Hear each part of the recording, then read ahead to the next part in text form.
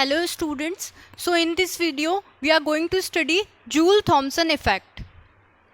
In my last video we have studied Joule's law, in which Joule states that the internal energy of an ideal gas is independent of the volume while we kept the temperature constant. मतलब कि अगर हम किसी भी ideal gas को लें और उसका वॉल्यूम में चेंज करेंगे, ठीक है, उसकी वॉल्यूम में हम चेंज करेंगे और टेम्परेचर को कांस्टेंट रखेंगे तो उसकी इंटरनल एनर्जी में कोई भी चेंज नहीं आएगा. क्लियर? अब हम यहाँ पे जूल थॉमसन इफेक्ट पढ़ेंगे. जूल ने कुछ एक्सपेरिमेंटल सेटअप किया था, उससे उसने ऑब्जर्वेशन जो उसे आई उसने उसको जूल्स लॉ नेम दिया. सेम वैसे ही जूल थॉमसन दोनों साइंटिस्ट इन्होंने मिलके एक एक्सपेरिमेंट किया रियल गैसेस पे और उन्होंने जो प्रोसेस ली उसे उन्होंने गैसेस का एडियाबेटिक एक्सपेंशन कराया. Adiabatic expansion, adiabatic expansion process हम पढ़ चुके हैं. एडियाबेटिक मतलब कि हीट का कोई भी एक्सचेंज नहीं होगा. Here Q is equals to 0 और एक्सपेंशन हो रहा है means increase in volume. Expansion means increase in volume. Volume यहाँ पे क्या होगी? इंक्रीज होगी. ठीक है, तो ये जूल और थॉमसन का एक्सपेरिमेंटल सेटअप है. यहाँ पे उन्होंने दो पिस्टन लिए, piston A and piston B. फिर उन्होंने यहाँ पे एक रियल गैस को लिया या फिर कोई भी गैस ली, उसका प्रेशर P1 था, इनिशियल वॉल्यूम V1 था और इनिशियल टेम्परेचर T1 लिया. ठीक है, फिर और इस दोनों पिस्टन को उन्होंने एक पोरस प्लेट के थ्रू सेपरेट किया. पोरस प्लेट मतलब कि इसमें स्मॉल होल्स हैं जिससे कि गैस पास हो सके दूसरे पिस्टन में. अब इसके बाद एडियाबेटिक प्रोसेस कराने के लिए इसकी वॉल्स को इंसुलेटेड किया गया जिससे कि ना तो हीट अंदर आए और ना ही सिस्टम की हीट सराउंडिंग्स में जा सके. तो यहाँ पे हीट का कोई भी एक्सचेंज नहीं हो रहा और गैस को सिंपली हमने एक्सपैंड कराया.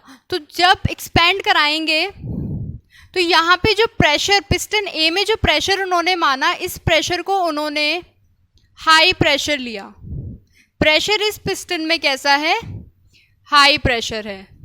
ठीक है, पिस्टन B में जो प्रेशर होगा मतलब कि आफ्टर द एक्सपेंशन जो प्रेशर होगा वो कैसा होगा? लो प्रेशर होगा. तो यहाँ पे जो एक्सपेंशन हो रहा है वो high pressure to low pressure हो रहा है. ठीक है, अब यहाँ पे जब एक्सपैंड कराया तो इसका वॉल्यूम V2, एक्सपेंशन के बाद गैस की वॉल्यूम V2 और टेम्परेचर T2 हो गया. आफ्टर द एक्सपेरिमेंट जूल और थॉमसन ने ऑब्जर्व किया कि जो गैस का टेम्परेचर था वो क्या हो गया? डिक्रीज हो गया. मतलब गैसेस ने कूलिंग शो की. ठीक है, क्या ऑब्जर्व किया इन्होंने कि जब एडियाबेटिक एक्सपेंशन करा रहे हैं किसी भी रियल गैस का और यहाँ पे प्रेशर को high pressure to low pressure flow करा रहे हैं तो इसमें क्या हो रहा है? Gases after the expansion cooling show कर रही है.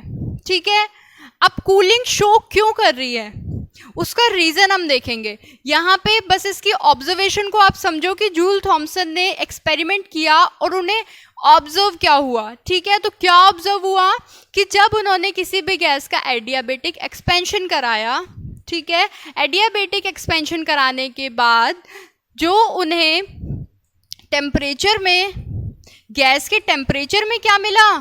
डिक्रीमेंट मिला. अब ये टेम्परेचर में डिक्रीज क्यों हुआ वो हम अब देखते हैं. ठीक है,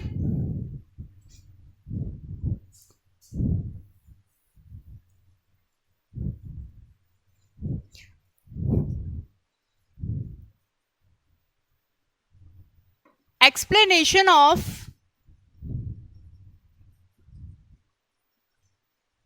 Joule-Thomson effect.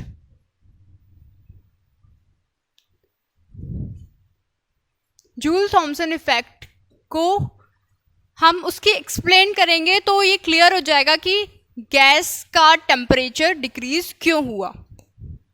तो देखो यहाँ पे सबसे पहले जो हमने प्रोसेस लिया है वो कैसा है, एडियाबेटिक।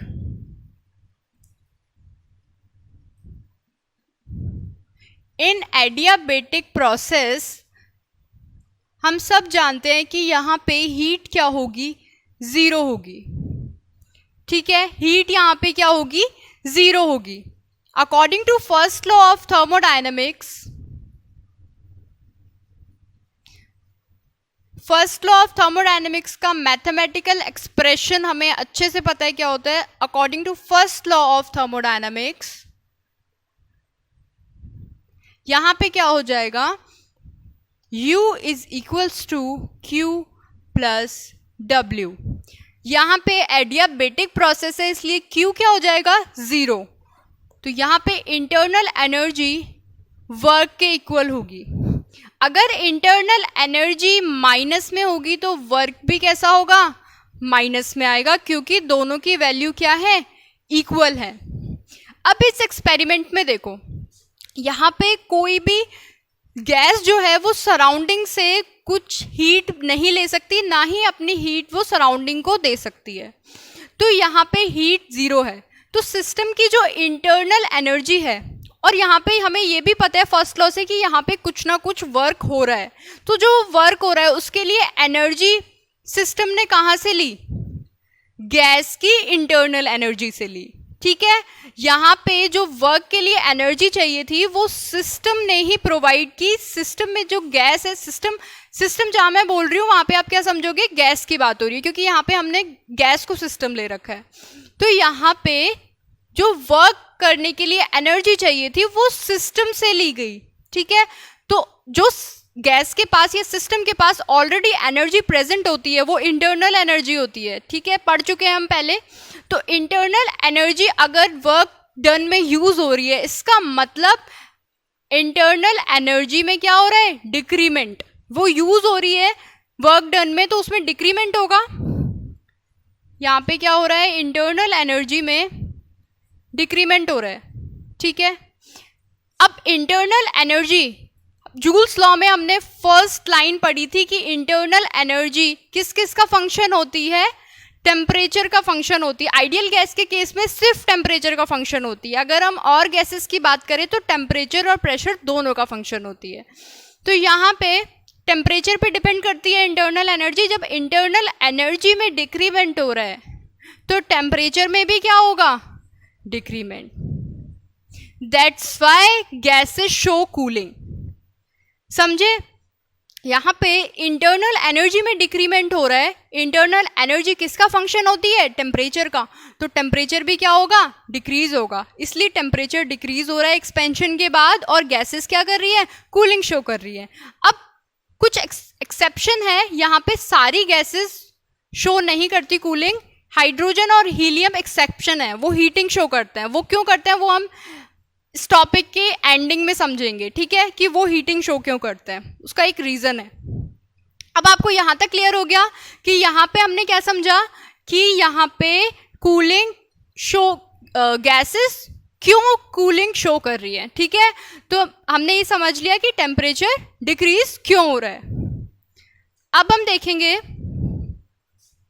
यहाँ पे जो वर्क हो रहा है उसके बारे में हम स्टडी करेंगे कि इंटरनल एनर्जी यूज तो की वर्क डन होने में, लेकिन वो वर्क डन कैसे हो रहा है उसको हम समझेंगे।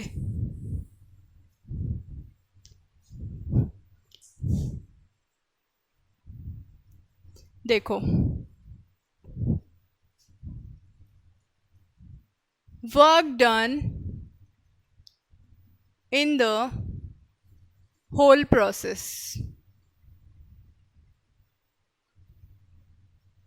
तो देखो यहाँ पे क्या होगा, सबसे पहले हम पिस्टन ए की बात करें तो पिस्टन ए में जो वर्क हो रहा है वो एक्सटर्नली वर्क हो रहा है, मतलब एक्सटर्नली प्रेशर देना पड़ रहा है हमें, तब ये पिस्टन एक्सपैंड करेगी, ठीक है। और जो पिस्टन बी है वो सिस्टम के, मतलब उसमें सिस्टम वर्क कर रहा है। देखो इस चीज को समझो, ये जो पिस्टन है, ए पिस्टन को अगर मैं मूव करूंगी तो जो पिस्टन बी है वो अपने आप मूव करेगी क्योंकि ये एक पोरस प्लेट से कनेक्टेड है, ठीक है। तो यहाँ पे मैं एक्सटर्नल प्रेशर लगा रही हूँ जिससे पिस्टन ए मूव करेगा। तो जब सिस्टम पे वर्क किया जाता है तो वर्क डन कैसे लिखते हैं हम? पॉजिटिव लिखते हैं। यहाँ पे हम लिखेंगे work done on piston A. Piston A का और वर्क हमें पता है पीवी के इक्वल होता है, तो यहाँ पे हम क्या लिखेंगे? इसको हम डब्ल्यू ए से डिनोट करते हैं और यहाँ पे लिखेंगे हम पॉजिटिव P1 V1, क्योंकि यहाँ पे जो प्रेशर था वो P1 था और वॉल्यूम थी V1। अब वर्क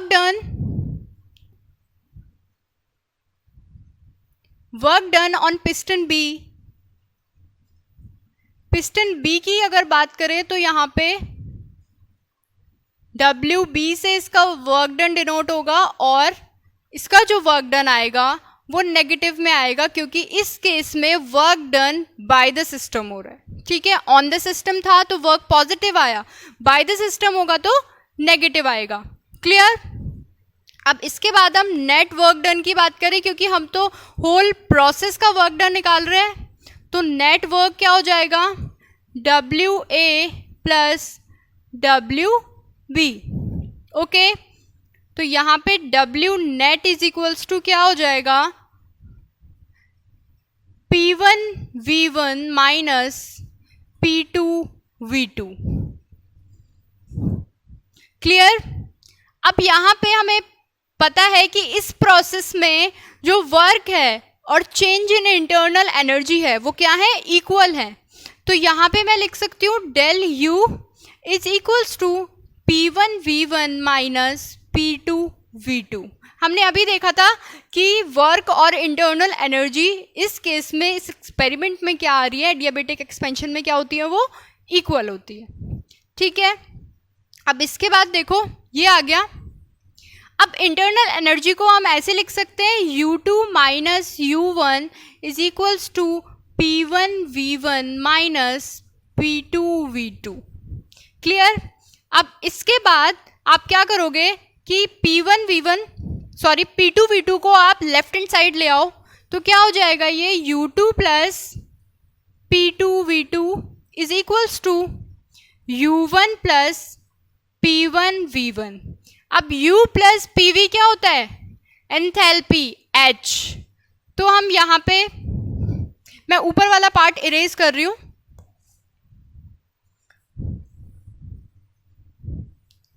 देखो यहाँ पे क्या आया? U2 प्लस P2 V2, तो यहाँ पे क्या लिखेंगे? Enthalpy H2 is equals to enthalpy H1।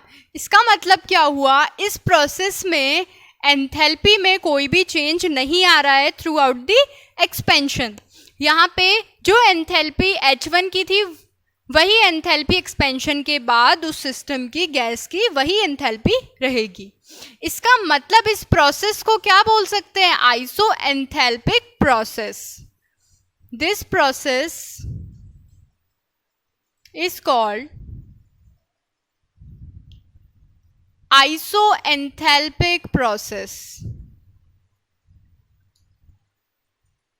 ठीक है, क्योंकि यहाँ पे जो एंथैल्पी है उसमें कोई भी चेंज नहीं आ रहा है। अब इसके बाद हम अगर एंथैल्पी की बात करें तो एंथैल्पी जो है वो एक स्टेट फंक्शन होता है, जिसका स्टेट फंक्शंस के हमेशा हम कंप्लीट डिफरेंशियल निकाल सकते हैं, मतलब उनको हम कंप्लीटली डिफरेंशिएट कर सकते हैं। अब जो एंथैल्पी होती है वो किसका फंक्शन होती है? प्रेशर और टेम्परेचर का। तो since H is a state function,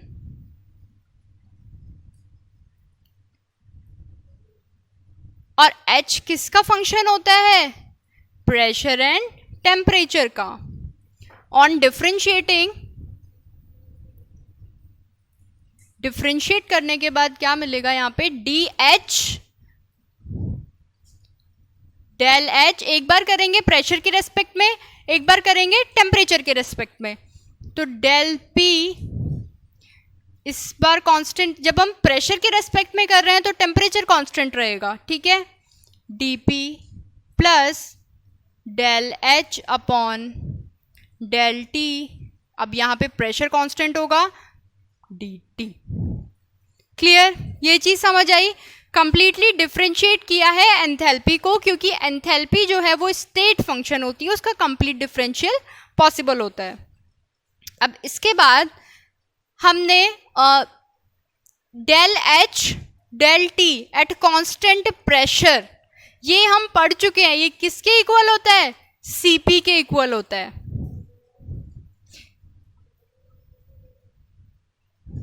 CP के इक्वल होगा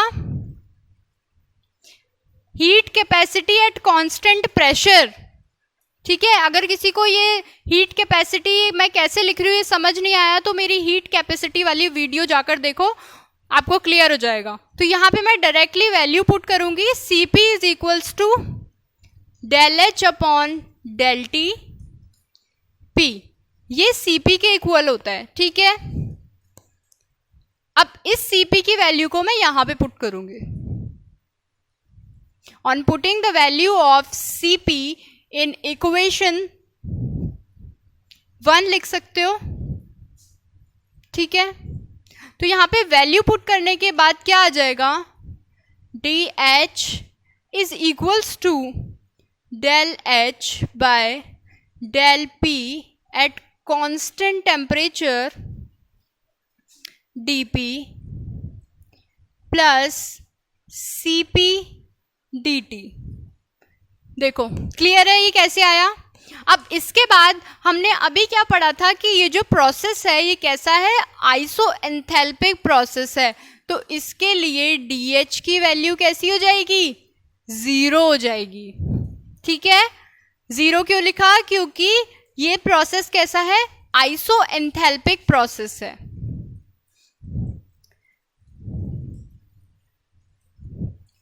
इसके बाद dH की वैल्यू जब हम 0 पुट कर देंगे तो क्या आ जाएगा, डेल एच डेल पी, ये पूरी वैल्यू को हम 0 के इक्वल लिख देंगे, dp plus cp dt। Clear. अब क्या करेंगे हम, इस पार्ट को मैं इधर लेकर आ रही हूं, ठीक है, लेफ्ट हैंड साइड। तो ये क्या हो जाएगा, Cp dt is equals to del H by del P at constant temperature। देखो ये आया। अब क्या करेंगे कि इस dt को मैं dp के नीचे लेकर जाऊंगी और इस पूरी टर्म को मैं इधर लेकर आऊंगी, ठीक है। तो ये मल्टीप्लाई में है, या फिर ऐसे कर लो कि हम इस टर्म को यहीं पे रहने देते हैं और इस Cp को इधर भेजते हैं, ठीक है। तो एक बार ये वाला करके देखो क्या आएगा, dt upon dp is equals to -1 upon Cp del H del P T। ये देखो सिंपली रीअरेंजमेंट किया है, Cp को इधर भेजा है और dp को लेफ्ट हैंड साइड लाई हूं, तो ये मल्टीप्लाई में थी तो यहाँ पे आके डिवाइड में आएगी। क्लियर। अब इसको एक कांस्टेंट एंथैल्पी पे हम बात कर रहे हैं तो मैं इसको ऐसे लिख सकती हूँ, del T upon del P at constant enthalpy is equals to -1 upon Cp del H upon del P at constant temperature. अब ये जो आपको टर्म दिख रही है del T by del P at constant enthalpy, this term is known as Joule Thomson coefficient, ठीक है। इस टर्म को क्या बोलते हैं, Joule Thomson coefficient.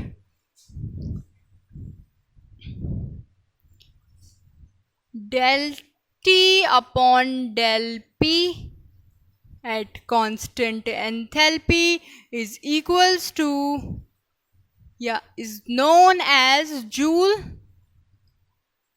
Thomson coefficient. Clear?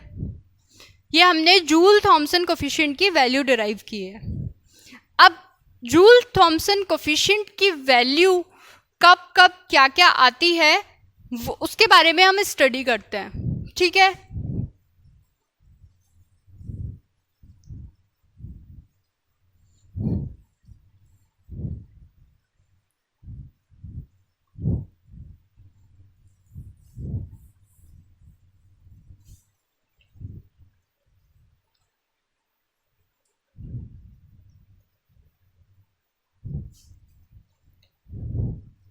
ये भी इरेज कर लेते हैं हम।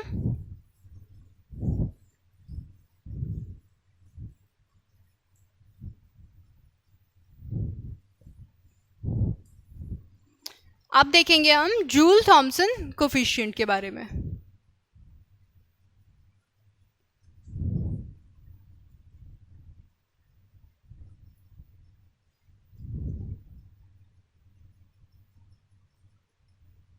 जूल थॉमसन कोफिशिएंट को हम म्यू जे टी इससे डिनोट करते हैं। ठीक है, तो mu J T is equals to, हमने अभी क्या पढ़ा है, del T upon del P at constant enthalpy. ये क्या है, जूल थॉमसन कोफिशिएंट है। जूल थॉमसन कोफिशिएंट में be defined as the change in temperature. उससे पहले, डेफिनेशन से पहले आप एक और चीज़ समझो कि यहाँ पे जो प्रेशर में चेंज है डेल पी, ये हमेशा नेगेटिव होता है। मतलब कि प्रेशर में जो चेंज हो रहा है वो हमने पहले भी पढ़ा था कि high pressure to low pressure change हो रहा है, तो डेल पी की वैल्यू हमेशा क्या रहेगी, नेगेटिव। अब देखो, जूल थॉमसन कोफिशिएंट में be defined as the change in temperature in degrees with respect to the decrement in pressure. किस किस का रेशियो हो गया, change in temperature and decrease in pressure at constant enthalpy, known as Joule Thomson coefficient. ठीक है, Joule Thomson coefficient को आप define easily कर सकते हो बाय इट्स टर्म और एक्सप्रेशन, सॉरी। क्लियर? अब इसके बाद अब हमें ये देखना है कि इसकी वैल्यू किस किस सिचुएशन में क्या क्या आती है। तो सबसे पहले हम बात करें कि म्यू जे टी जो है वो अगर पॉजिटिव आए, ठीक है, म्यू जे टी अगर पॉजिटिव आए तो इसका मतलब क्या हुआ कि म्यू जे टी की वैल्यू पॉजिटिव कब आएगी। अब डेल पी जो है वो ऑलरेडी क्या है, नेगेटिव है। यहाँ पे ये तो फिक्स है कि डेल पी क्या होगा, नेगेटिव होगा। अब इस वैल्यू को पॉजिटिव होने के लिए डेल टी को भी क्या होना पड़ेगा, नेगेटिव होना पड़ेगा। डेल टी भी क्या हो जाए, नेगेटिव। डेल टी का नेगेटिव होने का मतलब टेम्परेचर में डिक्रीमेंट। टेम्परेचर में डिक्रीमेंट का मतलब गैसेस क्या शो कर रही है, कूलिंग। ठीक है, कूलिंग इफेक्ट शो कर रही है। इसके बाद म्यू जे टी जब पॉजिटिव आएगा तो हम क्या रिजल्ट निकालेंगे कि गैसेस क्या शो करेंगी, कूलिंग शो करेंगी, और डेल पी नेगेटिव होगा, डेल टी क्या होगा, नेगेटिव होगा। दोनों वैल्यूज नेगेटिव होंगी, दोनों वैल्यूज डिक्रीज होंगी। अब अगर म्यू जे टी क्या आ जाता है, नेगेटिव आ जाता है, तो क्या होगा, डेल पी तो नेगेटिव ही रहेगा, ये तो फिक्स है। इसके बाद del T, mu J T की वैल्यू को क्या लाना है, नेगेटिव लाना है, तो डेल टी क्या होगा, पॉजिटिव होगा, मतलब इंक्रीज इन टेम्परेचर होगा। तो जब डेल टी पॉजिटिव है इसका मतलब क्या हुआ कि टेम्परेचर में क्या हो रहा है, इंक्रीमेंट हो रहा है। टेम्परेचर में जब इंक्रीमेंट होगा मतलब हीटिंग हो रही है, तो गैसेस क्या शो करेंगी, हीटिंग शो करेंगी, जो कि हाइड्रोजन और हीलियम के केस में होता है। और हाइड्रोजन और हीलियम क्यों टेम्परेचर को बढ़ाती हैं ये हम अभी देखेंगे, जस्ट वेट। अब यहाँ पे म्यू जे टी की वैल्यू अगर ज़ीरो आ जाए, ज़ीरो किसके केस में आएगी, ज़ीरो उस केस में आएगी जब ना तो मतलब टेम्परेचर और प्रेशर का कोई फ़र्क ही ना पड़े। गैस पे। तो ऐसा सिर्फ आइडियल गैसेस के केस में होता है। आइडियल गैस में क्या होता है कि इंटरनल एनर्जी जो है सिर्फ टेम्परेचर पे डिपेंड करती है, और टेम्परेचर उस केस में हम कैसा लेते हैं, आइडियल गैस के केस में टेम्परेचर पे डिपेंड करती है। और जब ये हम पढ़ चुके हैं, ठीक है, मैंने आपको एक्सपेंशन पढ़ाया था, आइसोथर्मल एक्सपेंशन, तो उसमें टेम्परेचर क्या होता है, कांस्टेंट होता है, और आइडियल गैस के केस में इंटरनल एनर्जी सिर्फ टेम्परेचर का फंक्शन होती है। तो टेम्परेचर जब ज़ीरो है तो इंटरनल एनर्जी भी ज़ीरो हो जाती है। तो इसका मतलब यहाँ पे म्यू जे टी जब ज़ीरो आएगा तो हम क्या समझ जाएंगे कि आइडियल गैस की बात हो रही है। क्लियर? आइडियल गैस के लिए जूल थॉमसन कोफिशिएंट की वैल्यू 0 होती है। क्लियर? अब एक बहुत इम्पॉर्टेंट चीज़ इसमें जो रह रही है, जो लास्ट के लिए हमने बचाई है, वो पढ़ेंगे हम, इन्वर्जन टेम्परेचर। इन्वर्जन टेम्परेचर,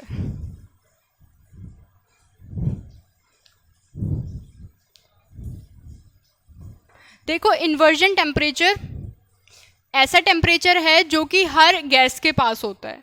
हर गैस के पास इन्वर्जन टेम्परेचर होता है, बस वो अलग अलग होता है। किसी का टेम्परेचर रेंज अलग है इन्वर्जन टेम्परेचर की, किसी की अलग है। इन्वर्जन टेम्परेचर,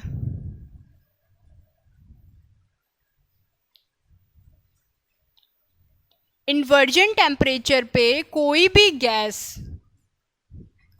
गैस ना तो कूलिंग शो करती है ना हीटिंग शो करती है एट इन्वर्जन टेम्परेचर। तो सबसे पहले तो हम क्या समझेंगे कि इन्वर्जन टेम्परेचर पर